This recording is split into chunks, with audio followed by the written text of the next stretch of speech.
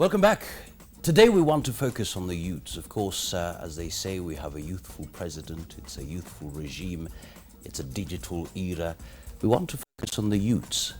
Now we want to specifically focus on one man and what plans he has in relation to the fund he is heading as the board chairman. I'm talking about the very only one Evans Gor Semelang'o, who is the board chairman of the Youth Enterprise Development Fund.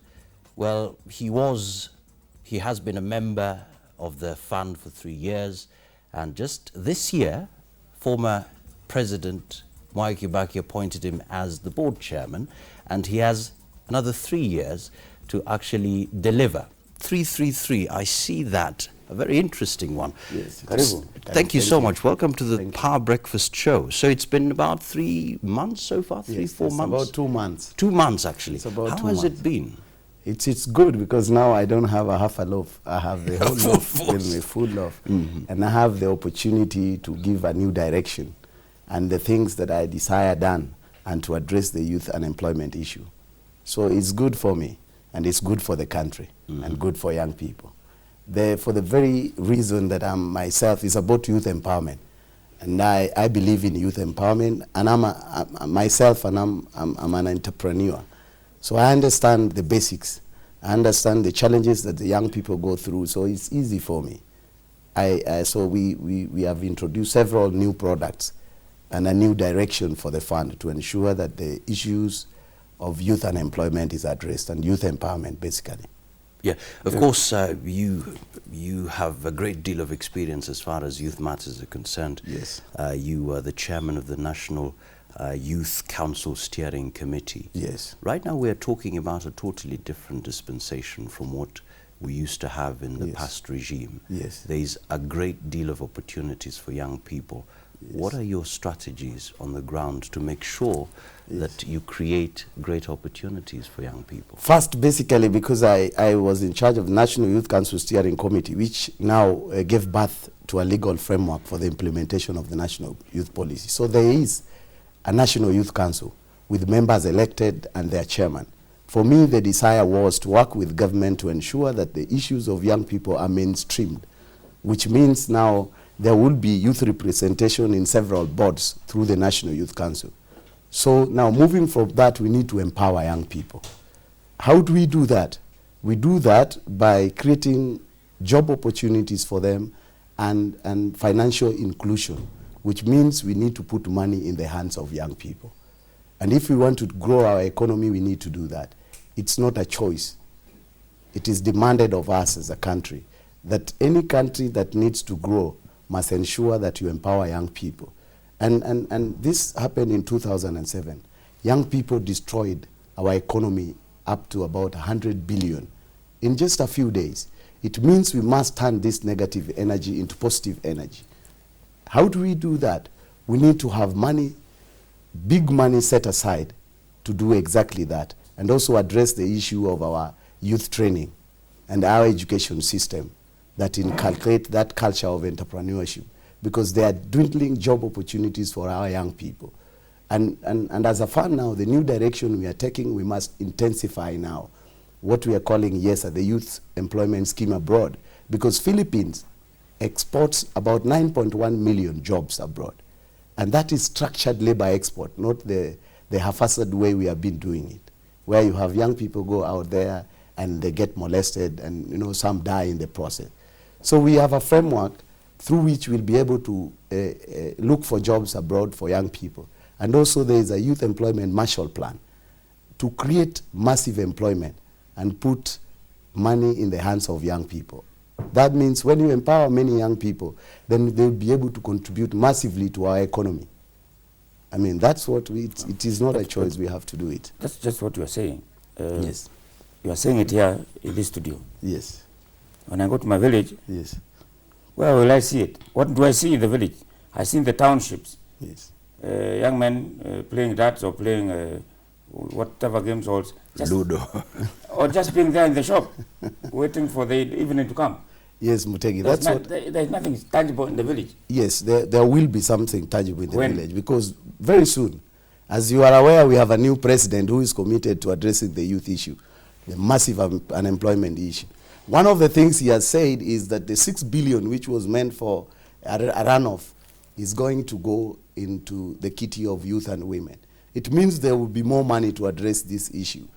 Some of the things which we are doing, the Youth Fund now is in the process of ensuring that we have officers in all the 290 constituencies, so that this money does not go to the members of parliament. It goes on the hands of the youth and those youths who want to do something about it. How are we going to address the rural youth to avoid the issue of rural-urban migration? Is to be able to invest in those young people where they are. There are now village polytechnics in your village, Mutegi, where these young people graduate. But the problem is, if your car breaks down in your village, you have to call your mechanic in Nairobi to come down to your village. So what we are doing is to ensure we are going to give out the tool vouchers, so that a young person who graduates from the polytechnic has a complete toolbox. If your car breaks down, they're able to fix it without you necessarily calling your mechanic from Nairobi. Two, we have a product called Agri-Vijana Loan. Agri-Vijana means we are doing partnership with Amiran to have these young people engage in agriculture for purposes of even export. Because in Congo here, they are importing tomatoes and onions from Belgium. And that is a market we can be able to exhaust and certify. And we are working in collaboration with other government agencies, including EPC, the Export Promotion Council, to ensure that they are able to get market for these products. You see, you have, Amiran has a product of greenhouses. So we are partnering with them to ensure that young people are able to grow tomatoes throughout, so that there is no issue of whether there are rains or no rains. And we'll be able to produce as much food as possible to satisfy the Kenyan market, and we export the extra. So that way we'll be able to engage those young people who are in the rural villages and are willing to do something. The other product we've improved on, because young people have complained that the Youth Fund is only giving 50,000 and it is little.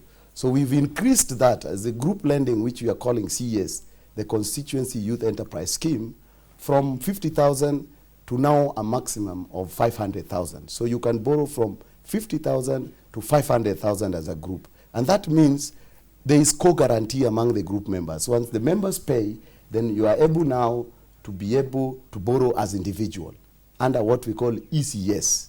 So it means a group can borrow from 50,000 to 500,000. And once the group repays, then you're able now to borrow as an individual, to be able to do your own business. And it's co-guaranteed. There is no collateral for that money. It means that the group members co-guarantee each other. And I went to Bangladesh to study the Grameen way of banking. And we went deep in the rural villages of Bangladesh. And we saw how a beggar would be turned into an entrepreneur. That is a huge transformation. And so therefore, we are also seeking to get a license from Central Bank of Kenya to do deposit taking, so that we can be able to create a front office where young people can walk in and get direct funding. So we are cutting off this issue of giving this money for on lending through financial intermediaries, because banks are not giving out this money. Let me ask a question, a follow-up of that. Yes. The Amiran. Yes. Amiran is an Israeli company. Yes, it is. It's been in this country for years. Yes. I'm not sure about your collaboration with them. Yes. They have some history which is not very straight. Yes. Why them? Why Israeli company Amiran? But you have said, if you want, they have been doing private business here, yes. And I'm sure, and also know they have in collaboration with Equity Bank. Yes, even Women Fund. Why them? Because you've just said they have the technology, and Israel, is a dry country. It's an arid country, and they are making food enough for themselves and for export. It means you learn from the best. And we are partnering with them in the fact that they're bringing the best technology. And not only them. In fact, we are trying to encourage young people in technology to be able to, modify and make, improvise and make their own greenhouses. Because that's where we want the technology brought here, so that we do not get the toolkit from them. Probably we get a bit of it, but we want young people to also be creative, to improvise. You improvise the greenhouses and be able to grow the agricultural products that are required in the market. Just a concern here, because of course one thing that the fund has been doing is providing loans and business development services to the youth. Yes. But there has been a concern that such funds, once they are given to young people, they're actually taken to or invested in projects that really don't add up at the end of it all. How do you guard from that? What we do now is entrepreneurship training. We do training for young people and what we call mapping out opportunities. Because we ask, if you go to the lakeside city, you ask, what can you do with the lake? I mean, that is important to be able to discuss with a young person who wants to start a business, whether they have the right focus. Do they know in detail what will happen? So that is what you call the business proposal, and which is interrogated before you get the money. Then once you get the money, then we do a follow-up, what is called monitoring and evaluation, to just ensure that what you are doing is the right thing, is for the purpose for which the money was given for. Can you give us examples of projects that the youth have done through the Youth Enterprise Fund that are brilliant examples, maybe in a number of counties? And there are several, and I was asking the management. We have a very competent management that is running the fund now, and we've done a lot of changes to just ensure they are focused and they're actually on the right track to deliver to young people. And one of the things, I was looking at just the list, we have financed over 180,000 youth groups. Now the problem is that, you see, when you come to the studio, there's a mark of citizen. So they are not putting up banners. CDF, they built just one school. And there's a big banner or a big billboard at the junction. Yeah. And so the problem we are having is also, the issue is a loan. When you take a loan, Mutegi, when you're buying me a drink, you don't tell me that you've taken a loan, I mean, I wouldn't know. So that is basically the problem we're having, because many young people who have gotten this money, they don't go, shouting that, we've gotten money. But there are examples, including the former president's shirt, the shirt he was wearing. It was money funded by, it was through business funded by Youth Enterprise Development Fund. There are several of them. There are many young people out there who have benefited and doing very good. I was being informed, actually, that the youngest MP, I think from Meru, his first money, about 15,000, was from the Youth Enterprise Development Fund. MP for Buri. Yeah. Yes, and he's doing, then he went again and borrowed. And these are things that you do not know, and unless, he comes and tells you, this money I got from, nobody tells you. So there's a lot of successes, but there's a lot more that needs to be done, because the money is not enough. If you want to do financial inclusion for young people, you need to put in more money in the kitty. Yeah, just getting comments, questions actually from our viewers. We have Raphael from Nakuru says, could you please address how you will first identify the youth? Then how do you spread this resource to them? For a long time, the youth funds have not been felt across the country because the identification of the beneficiaries has been marred by corruption. Yes, I think that is true. That is true, because now what we are doing, we are going to work with the National Youth Council and work with other stakeholders at the constituency level. What we've done now is to put two enterprise officers in every constituency. And then we've bought now motorbikes for all the constituencies, 210. So now we are going to add in the other 80. And that means now we will have structure at the grassroots level. And so we expect these officers to go inside the constituency, because a motorbike can go to the remotest part of the country, to be able to identify these groups. And now the new model, which I'm telling you borrowed from Bangladesh, is to have meetings with several groups of people. So we want reports from Monday to Friday. How many groups has these two officers met? What did they discuss? And then we now inculcate a culture of saving. Because if young people are not saving, then we are going to have a problem. And that culture that there is nothing for free, it is very critical. Then they are able to understand that you can save money. Once you save money, then you can be able to borrow out of your savings, and plus the money will give you. Even if you want to give you times 100 of what you've saved. So once you have the group lending model, where people sit down every week, you have like about 5 meetings, and all of them sit down, they have meetings, and there's a discipline mechanism of ownership and participation and togetherness. And they have a clear vision on what they want to do. You know, they say if you don't know where you're going, any road will lead you there. Absolutely. So they must have a very clear vision of what they want to do with the money, how they want to do it, and when is the return. Because we are saying the only amount we will be charging out of this is a 5%, you know, management fee. So the money is like interest-free, given the vision of the president, that he wants to see youths empowered. So we're looking at, you know, how can we be able to empower the rural youth, but have a co-guarantee system where then we will not ask them for collateral. They know each other. If Mwakazi wants to do the business of agribusiness, they tell him, Mwakazi, this you can't do. We know you. You can sell, you know, you can sell suits and clothes, and we will not allow you to borrow money to do agriculture. So it's very critical. Just a concern here. This year, the Funds Coast Regional Coordinator, Joel Deche, actually urged youth in Mombasa County to apply for loans, telling them not to fear them. But now there's a concern here from one of our viewers that where do you expect the youth to get security for loans? Well, basically, you know, we have two products. The one I've told you, the CS, which is at the constituency, and we have the Rausha, you know, the one, you know, you are starting off. And then we have now the VUCA. The VUCA is where we require a little bit of security. This is a young person who is in business and he wants to borrow 2 million because we've put a cap up to 2 million. So basically what that means, it means that this is a young person who has been in business, he knows what he wants to do, and they can get a little bit of collateral, which we are not making it very hard for them, you know.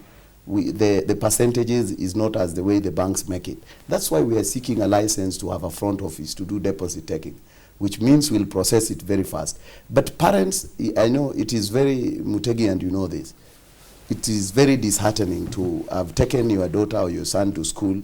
After school, they've gone to college, they've graduated, and they don't have jobs. It's very bad. And I believe you cannot, if your daughter or your son now wants to start up a business and you've been able to focus them, it would not be too much for you to give them your car logbook to secure a cheap loan. At 8% really, you know, is a very, if you borrowed $1 million, you return after 1 year with 80,000. And we are even doing this. We are giving 3 months grace period for them to be able to just settle in the business. So it's really a very flexible way of but for those youths who don't have collateral, because we know that is a great challenge, they should do it in a group, and so it is group co-guarantee. Then after they've been able to repay, then what we do is we allow you under ECS to borrow as an individual from 100,000 and above, or even 25, whatever amount of money you want. Because now the group has worked together, and now individually everybody wants to start up their own business. We have Felix Chirchir from Eldoret. He says, I applied the youth loan individually last year, November, and despite meeting all the requirements, I'm yet to receive the money or any feedback. How long does it take to process the loan? Thank you very much. You know what, some of the things I'm trying to change is the turnaround time. We are saying if a young person applied for a loan on Monday, on 1st of that month, when does that young person expect to get a reply, whether you get the money or not? You see, and government has that what we call performance contract. So we put officers now, we are in the process, we are putting officers on performance contract. That if somebody applied for a loan at your offices in Eldoret, who is the officer responsible? And we are creating the forms where, you know, they'll sign. When you apply, you know, they sign the forms, they say they've received. So then we'll be able to know the turnaround. Which officer is keeping young people waiting for longer? It's easy to deal with them that way, because otherwise it becomes just basically a mere talk shop where you say we will be there, our turnaround time will be very fast, yet on the ground, the reality on the ground is very different. So then the head office is able now to know which officers are not performing and which officers are performing. Are you, you have said you're setting up in every constituency some officer. Yes. And you're buying motorbikes for them. We've already bought. Do you have computer systems that reflect what's happening in the villages? Very good. We just, last week we had a meeting. We are trying to set up a system, a computer system, an ICT system, that will be able now at the constituency level, an officer would receive the proposal and the application. then at certain level, you know, we'll be able to give all that, we'll put money in all constituency, a certain amount of money. If we say we are putting 10 million per constituency, then the officer has powers to be able to approve the loan with us, a committee of young people and a representation of the county legislator and the administrative wing of government. That is maybe the provincial administration, the chief. They sit down and make a decision to approve the number of loan applications and be able to dispense with it without referring to head office. Then there is the certain amount of money. There's a young person who is at a village, but is doing so well. He wants 1 million or he wants 2 million. And there are those young people. And so that amount of money is now forwarded to head office for approval. And we've created a structure that at the head office there is a sitting every day of credit officers to be able to approve loans, to allow for turnaround time. In fact, my worry is that in the next 3 months we will not have any money. We'll be going to government coffers to, you know, to ask for more money, because the turnaround time would be high. Because the challenge has been many young people apply, you don't know when you expect a reply. And when you don't get, sometimes you don't get a reply, or you don't know what is it that is wrong with you. The officer, the credit officer at the constituency level should be able to explain to you that you apply, this is what is wrong with your application, and this is what you need to do. Because Right. then the information is flowing. Is there any connection between the Youth Enterprise Fund and the Kazi kwa Vijana? No, there is absolutely no problem. We had some meetings in some, foreign embassies, and they had this problem. They thought that Kazi kwa Vijana is actually a Kiswahili name for Youth Enterprise Development Fund. It is not true. The Kazi kwa Vijana was actually, I think, a socio-economic intervention to address the youth unemployment, which was basically short-term. And it was not coordinated from the Ministry of Youth, neither was it coordinated from Youth Enterprise Development Fund. It was something under the office of the Prime Minister, which has been evidenced. Young people said it was Kazi kwa Vijana, Pesa kwa Wazee, because it was not clearly structured. But the Youth Enterprise Development Fund is clearly structured. It's under a State Corporation Act with clear mandates, and I can mention them. There is one, of course, the direct lending to young people, giving financial intermediaries money for onward lending, which we are cutting off because we want to give this money directly. 3 is enterprise training, entrepreneurship training, so that young people not only get the money, but you know what to do with the money. You get the basic skills, you know, the basic bookkeeping skills, how to manage your finances, and of course the labor export and market linkages. That a young person who is making chondos in Meru town, we are able to link that young person to a local, regional, and international market. I mean, that is crucial, because then we use young people as engine of growth, so that they are not just an interesting group of people, and you don't lump them together, you know, with women, children, and say, these are vulnerable group. They are not vulnerable group. They have the energy. They have the education. All we need to do is to empower these young people and give them the direction that is needed for them to be able to contribute to the national economy. In terms of disbursement of this loan,